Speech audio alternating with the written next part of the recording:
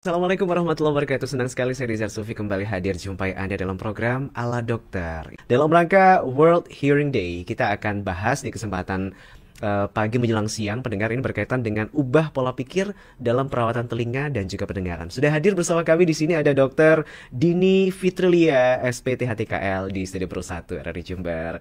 Assalamualaikum Dr. Dini. Waalaikumsalam warahmatullahi wabarakatuh.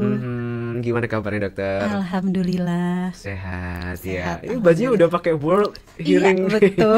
Wah, ini saya nggak punya Sesuai nih. dengan tema hari ini ya. Saya belum punya nih bajunya nih. Oke. Yap. Ini diperingati setiap tanggal 3. Setiap tanggal 3 Maret kita memperingati Hari Pendengaran Sedunia. Iya. Dan setiap tahun temanya berganti-ganti dan kebetulan tahun ini secara tema nasionalnya itu adalah cegah gangguan pendengaran, ayo peduli. Jadi kita harus lebih peduli intinya dengan indera pendengaran kita. Iya.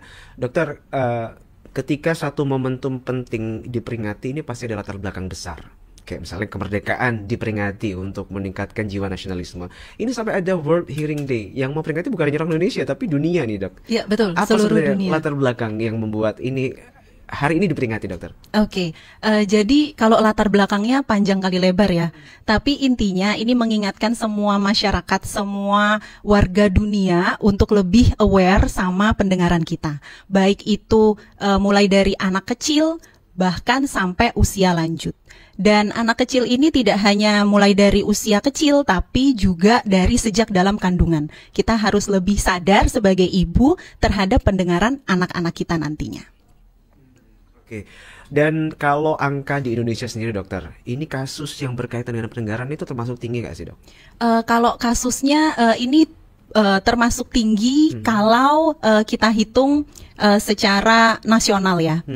Kalau secara daerah ada beberapa daerah, beberapa desa itu yang tidak bisa sampai dengan mencapai rumah sakit. Nah, itu yang tidak terjangkau sama kita dokter THT untuk mengobati pasien-pasien dengan gangguan pendengaran.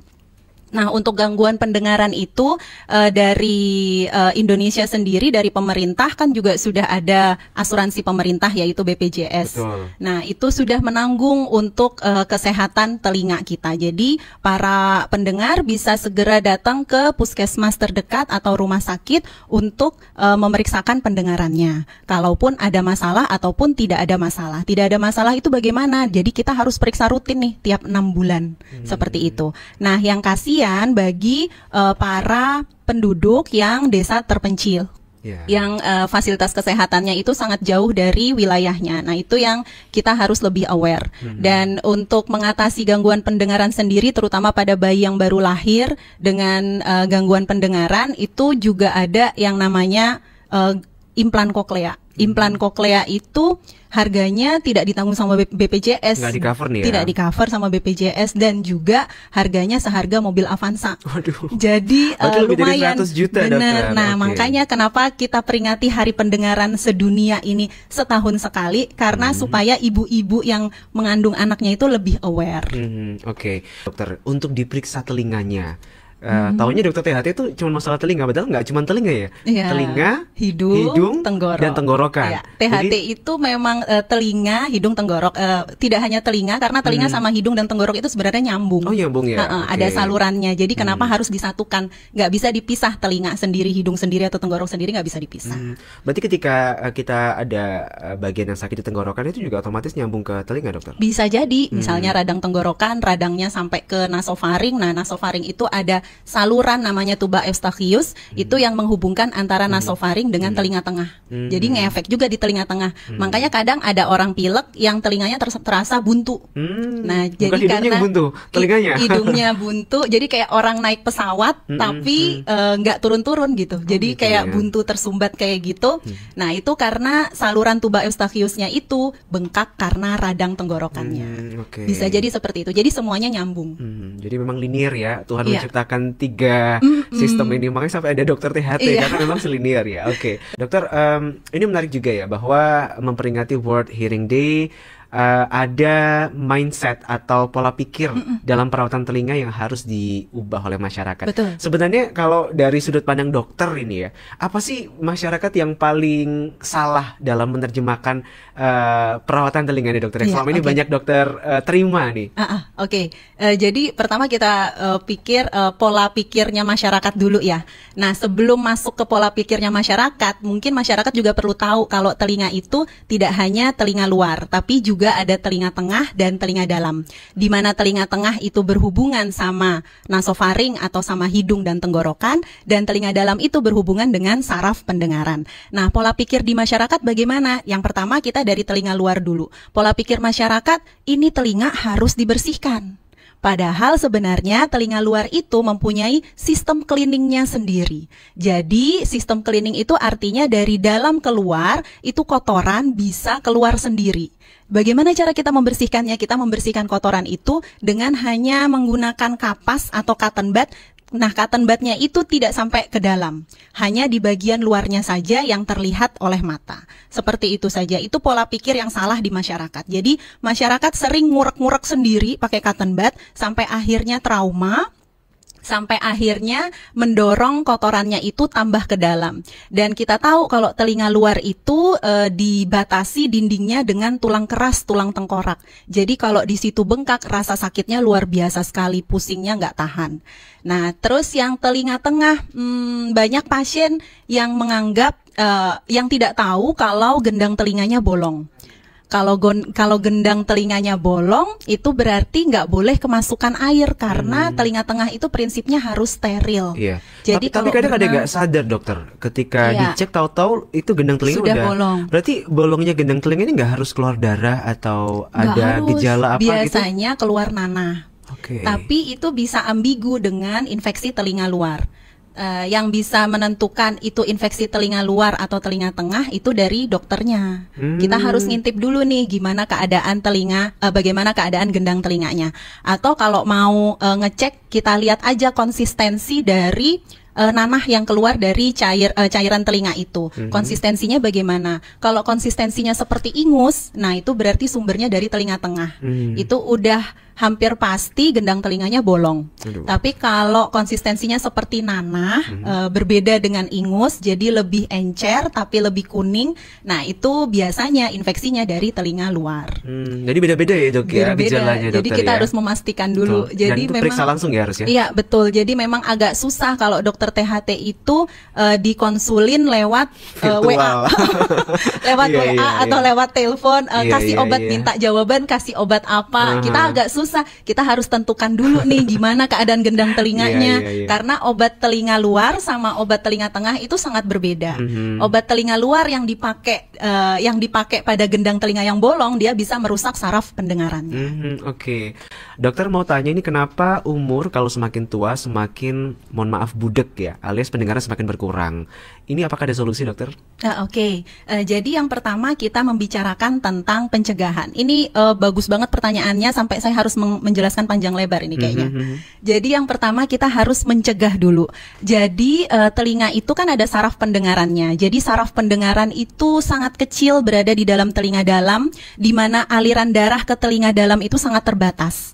Nah, jadi kalau ada misalnya gundukan kolesterol atau gundukan lemak darah di pembuluh darah tersebut, maka aliran darah ke telinga dalamnya akan berkurang. Otomatis fungsi dari saraf pendengaran akan menurun. Itu yang pertama. Dan ini terjadi tidak akut ya, harus kronis, harus lama. Jadi usia 40-an juga sudah harus dijaga. Kemudian bagaimana caranya saraf pendengaran itu tetap berfungsi baik sampai usia lanjut? Yang pertama kita harus menjaga juga sarafnya. Kita tidak boleh mendengarkan suara yang bising. Contohnya apa? Contohnya sound horeg. Aduh, terus iya, ya. Kemudian headset. Berarti sound horeg ini musuhnya dokter THT ya? Iya betul.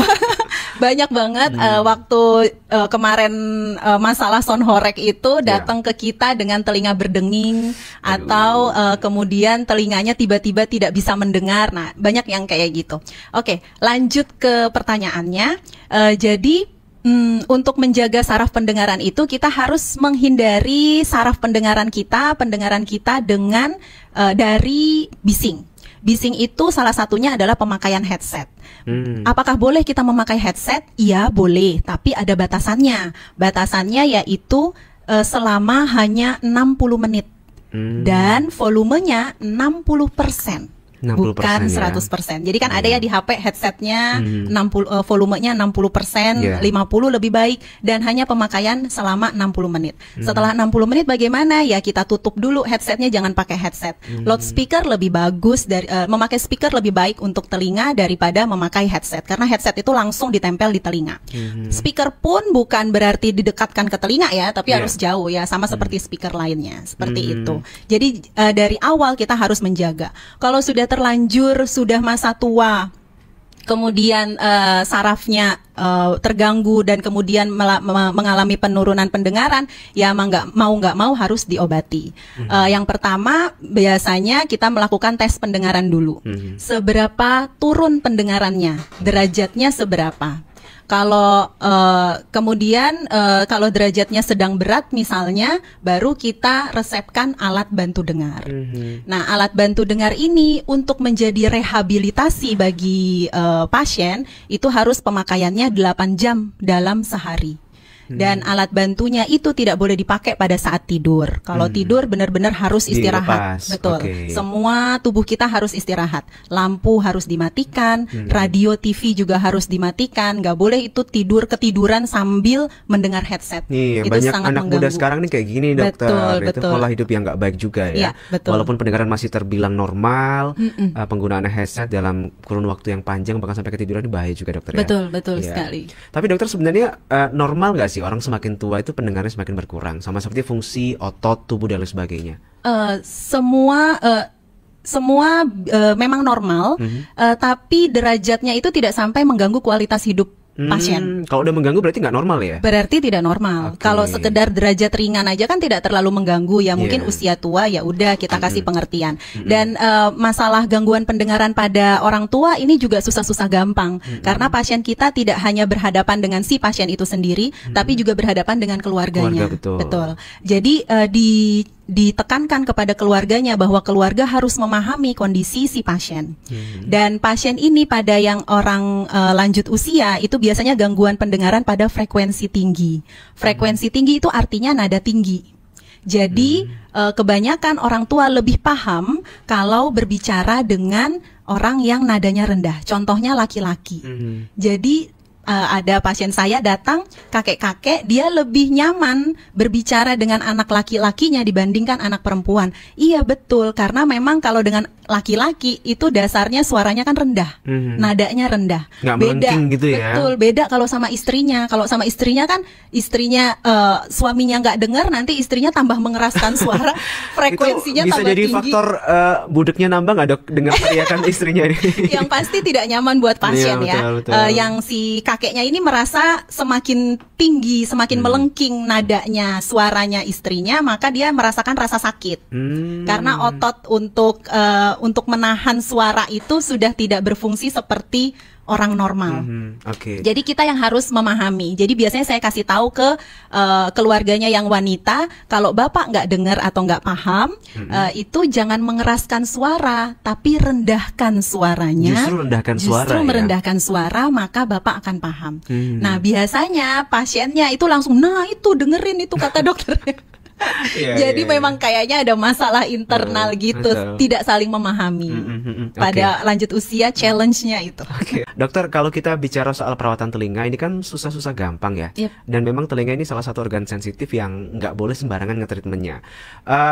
Kita kan tahu, dokter, ada banyak alat pembersih telinga tuh yang dijumpai dan dijual bebas di masyarakat. Iya. Sebenarnya ini aman nggak sih, dok, dibersihkan dalam kurun waktu yang cukup intens, atau ada treatment khusus yang harusnya kita lakukan untuk merawat telinga? Karena ini kaitannya dengan organ-organ penting di dalamnya nih. Iya, oke, betul. Jadi sekali lagi itu untuk membersihkan telinga luar. Nah, untuk telinga luar kita tidak perlu membersihkan.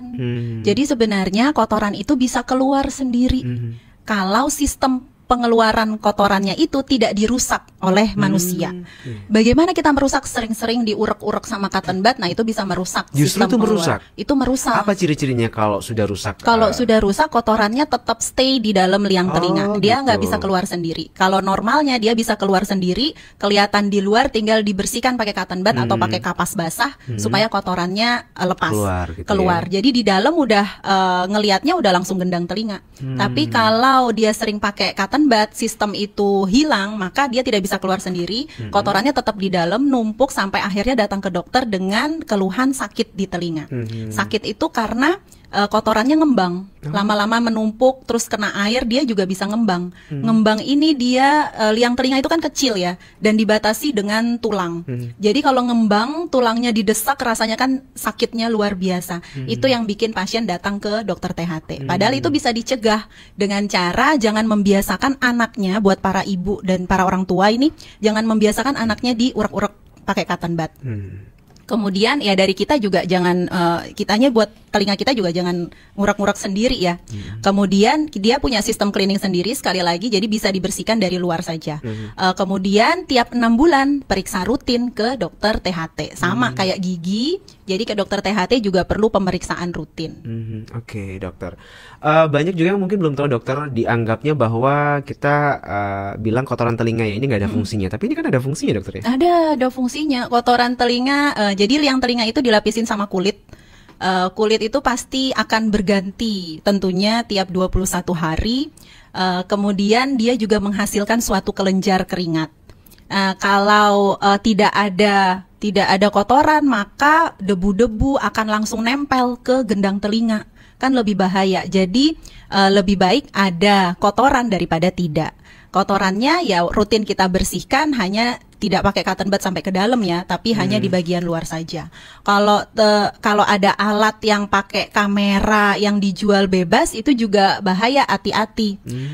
Karena kita megang alat tersebut, kemudian kita masukkan ke dalam telinga, itu belum tentu tangan kita steril, tidak perlu sebenarnya, itu kan hanya kulit aja. Belum tentu tangan kita ini bisa steady. Kadang tangan kita tremor. Iya, getar gitu dokter ya. Iya, kadang tangan kita getar, jadi alat itu menabrak liang telinga kita. Nah, di liang telinga itu langsung habis kulit, dia langsung tulang. Jadi kalau itu bengkak, rasa sakitnya luar biasa. Jadi memang banyak juga pasien datang ke dokter THT habis diurek-urek, rasa sakitnya luar biasa.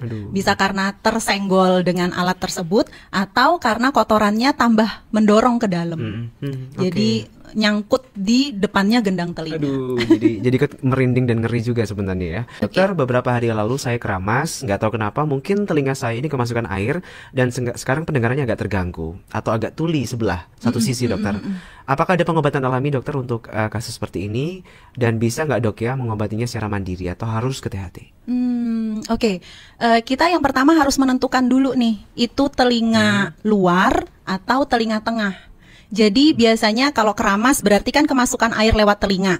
Kita harus memastikan di telinga luarnya itu ada kotoran atau enggak. Kalau ada kotoran, kena air, biasanya kotorannya mengembang. Akibat dari kotoran mengembang, maka pendengarannya tiba-tiba turun, tambah tuli seperti itu. Kalau ada kotoran sebenarnya gampang, tinggal disemprot saja, tapi tidak bisa dilakukan secara mandiri, mohon maaf.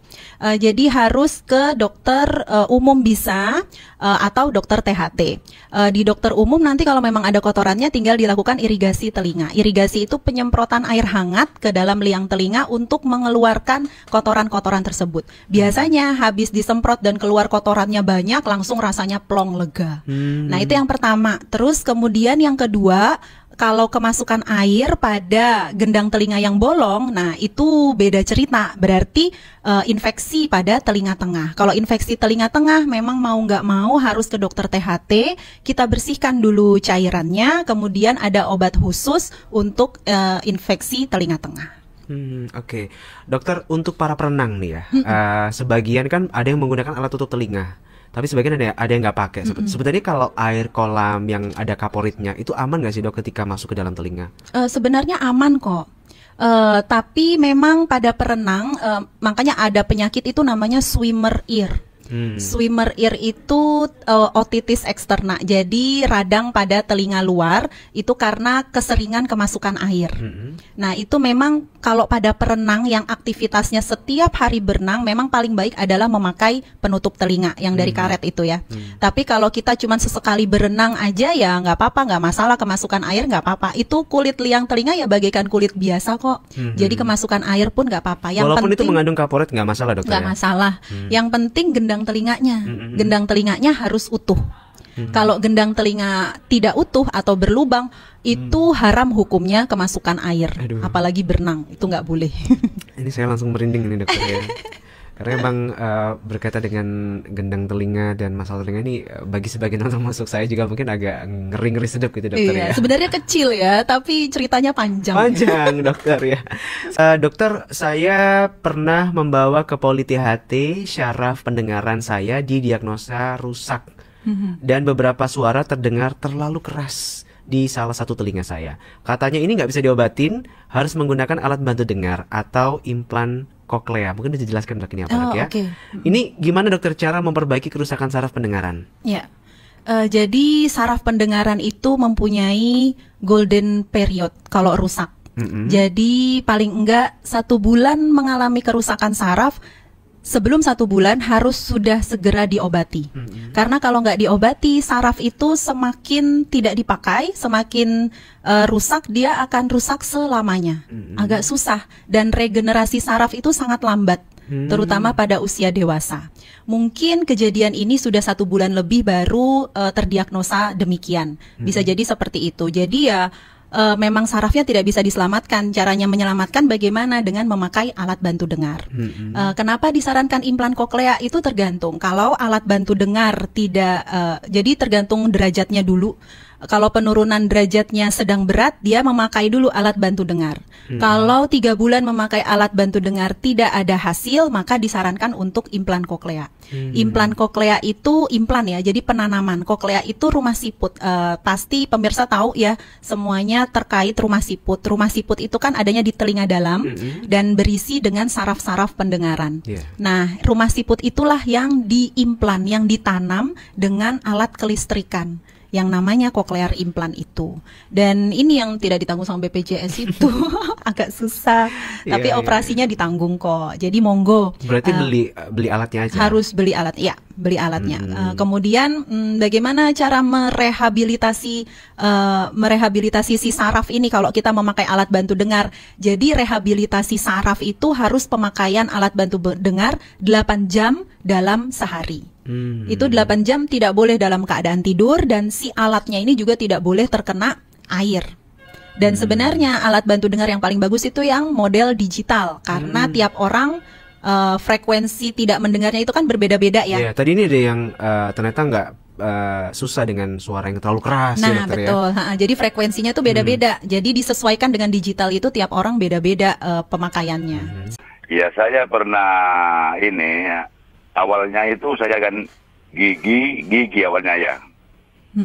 Awalnya gigi saya tidak sakit tapi goyang.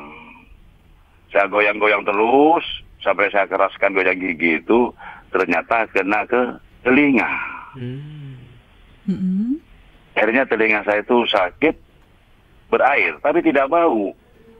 Kalau bau kan kopoan itu kan. Ini tidak bau, cuma keluar air terus. Nah, terpaksa saya bawa ke puskesmas, dikasih obat. Dikasih obat tetes itu kan. Obat tetesnya apa Pak namanya Pak? Tapi pendengarannya menurun ini, dokter. Pendengaran menurun. Bagaimana solusinya ini? Dan sudah mungkin ada berapa bulan sudah ya. Saya biarkan itu. Tapi setiap keluar air saya digosok pakai kapas itu. Airnya tapi kayaknya ibaratkan filter bocor gitu loh. Yang telinga itu. Oke. Iya. Terus pendengaran menurun ini dok. Gimana solusinya, gimana nih dok? Minta informasinya. Dari sakit gigi awalnya. Berawal dari gigi goyang. Ya, oke. Mungkin Pak Rahman juga pendengar yang lain juga perlu tahu ya, kalau gigi sama telinga itu satu saraf. Jadi kalau giginya sakit, bisa jadi larinya nyerinya itu menjalar ke telinga. Itu bisa jadi. Kemudian telinganya juga ikut sakit. Ya, sebenarnya minum obat anti nyeri aja sudah cukup.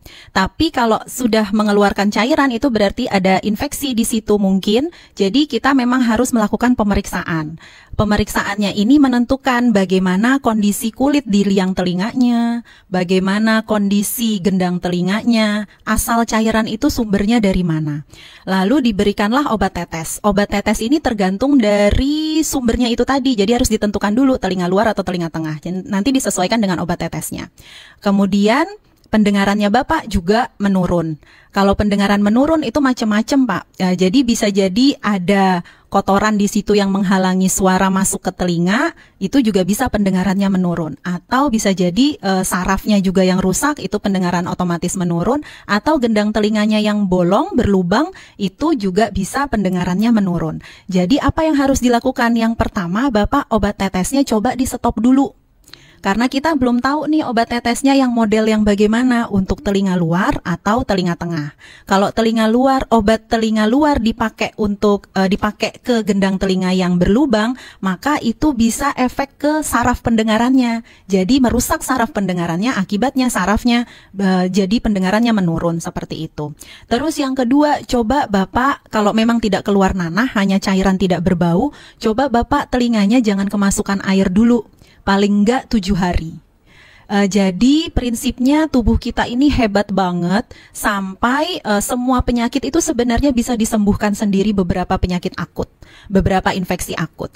Jadi kalau kita biarkan sistem pertahanan tubuh kita mengobati sendiri, kita kasih waktu lah untuk si telinga ini menyembuhkan dirinya sendiri selama 7 hari. Jadi kalau Bapak mandi keramas disumpel sama kapas besar, selesai dilepas lagi.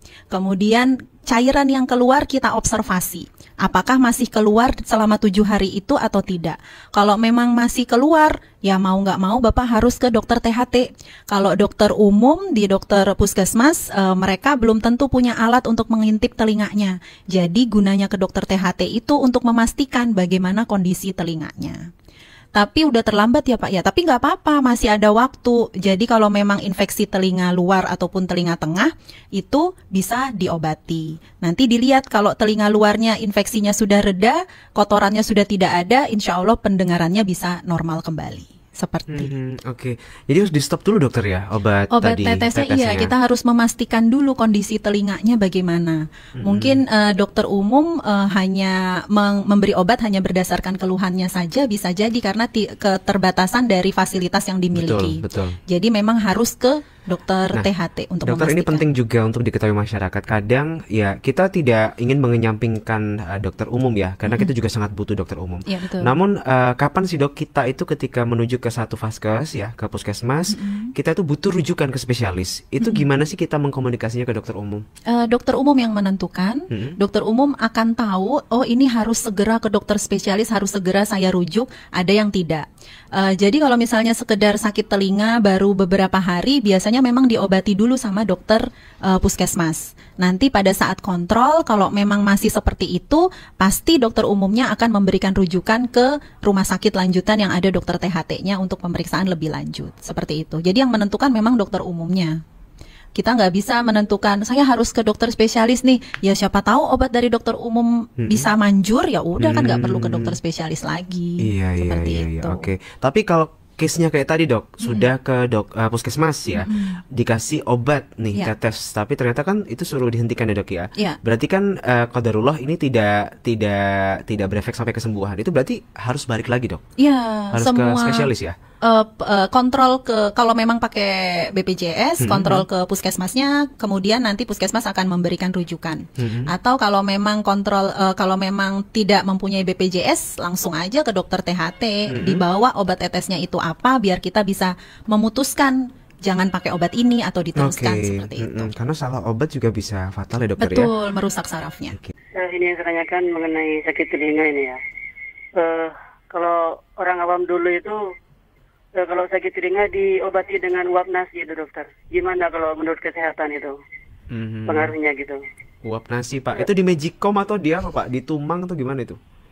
Kalau yang tradisional itu ditaruh di daun itu dipakai contong apa itu ya? Oh daun ini pisang. Iya, dikasih contoh itu, lancipnya itu dimasukkan ke telinga terus ditiup gitu. Oh. Bisa dibayangin nggak dokter? Bisa dibayangin? Oke, jadi Iya. telinganya ditiup gitu Pak ya? Iya, pakai nasi itu dokter. Tapi pakai uapnya dokter. Oh, meniup. Uapnya itu loh. Paham. Iya, daunnya tuh dibentuk centong gitu. Iya, terus dikasih nasi panas, terus lancipnya itu dilubangin Uapnya sedikit, itu terus yang dimasukkan disebul. ke daun telinga. Iya. Iya, oke. Paham. Baik, terima kasih Pak Ilham pertanyaannya. Iya, itu saja yang saya akan. Terima kasih. Assalamualaikum. Waalaikumsalam. warahmatullahi wabarakatuh. Ya, Ini oke. pengobatan alternatif atau tradisional nih dokter? Iya, kayaknya alternatif ya. Bisa Oke. dibilang Harus alternatif. diluruskan ini gimana? Oke, jujur saya baru dengar soal ini.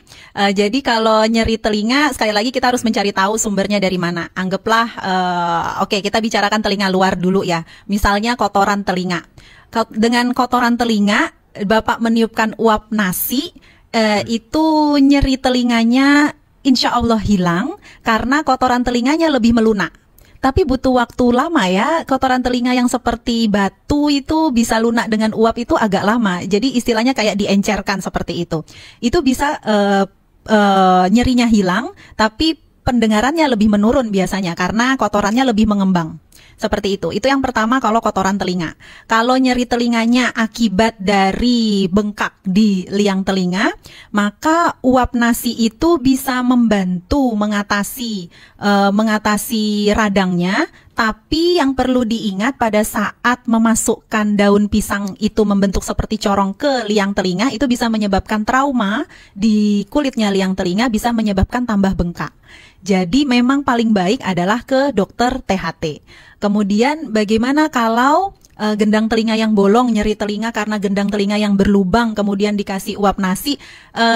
Sebenarnya tidak masalah, tidak ada efek samping khusus, kecuali kalau yang masuk itu air liurnya yang meniup ya, itu bisa jadi sumber infeksi nanti jadi dari telinga tengahnya. Ya, berbahaya Jadi juga ya. Jadi lebih ke konklusinya, kesimpulannya saya lebih tidak menyarankan, lebih baik biar tidak lama, mending langsung ke dokter aja Pak, langsung dilihat kondisi telinganya bagaimana, dalamnya bagaimana, karena memang kalau kita ngelihat, minta tolong dilihatkan teman misalnya, nggak kelihatan karena liang telinganya tuh kecil banget, Iya. kita juga ngelihatnya pakai alat, ya. pakai Yang dokter lampu kepala. spesialis ini pakai alat ya. Iya benar, Iya, jadi oke. perlu bantuan alat. Jadi kalau memang cuma sekedar kotoran, diirigasi sama dokter, udah selesai masalahnya, langsung nyerinya hilang, semuanya hilang, udah lebih enteng lah istilahnya Ya. gitu. Jadi dalam rangka Hari Pendengaran Sedunia ini, saya mengajak semua pendengar setia RRI dan juga para pemirsa untuk mencegah gangguan pendengaran.